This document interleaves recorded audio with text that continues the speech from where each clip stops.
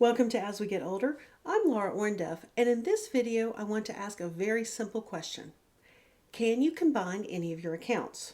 Now, before we go any further, I want to pause for just a moment and stress. I am not advocating that you do combine accounts. I just want you to ask the question. And the whole reason I'm doing this for this video is kind of a tribute to my mother. About 10 years before she passed, she had, I think it was 4 different retirement accounts, from different jobs and different things. And she got with a local representative and she pulled them all together into one account. And when I talked to the gentleman after Mom had passed, he told me that she had approached him for the sole reason to make it easier when she passed, to make it easier for me, that I would just have to deal with one account instead of 4. And I wish I could thank her because it did make it so much easier for me. Now, I'm also going to stop again at this point and stress. Mom pulling all those accounts together was right for her. It was right for her financial situation. It was right for the town she lived in, the county, the state, and all those laws and rules and regulations that governed all of the financial market. It worked for her. It does not mean it would work for you. That's where you're talking to that financial person. Maybe you're working with an estate planner who's looking at that bigger picture and helping you combine all that stuff. Maybe you have some CDs. Maybe you have some smaller CDs that maybe you could roll them up into one, a little larger amount. Maybe it's some better rates. Do you have some different IRAs?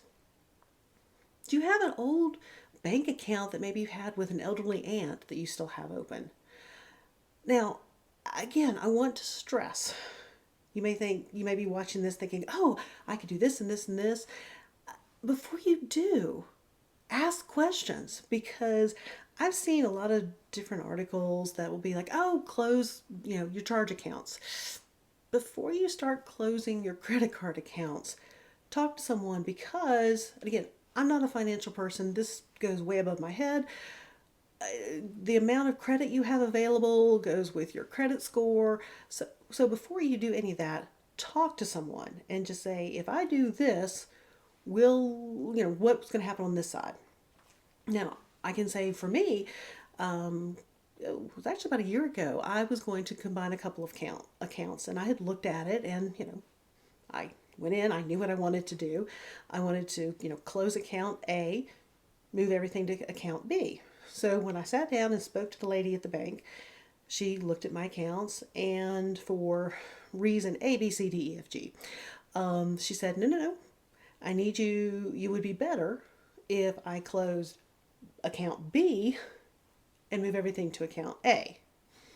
Okay, if she hadn't taken a moment and looked at the different nuances of the accounts, I would have not closed the wrong account, but not the best account. So that's where talking to the financial person gave me great guidance.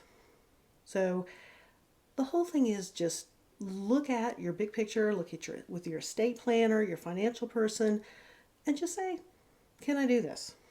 So hopefully I've given you a few things to think about. Please check out the other videos in my library. If you like what you see, hit the subscribe button, and I'll see you in the next video.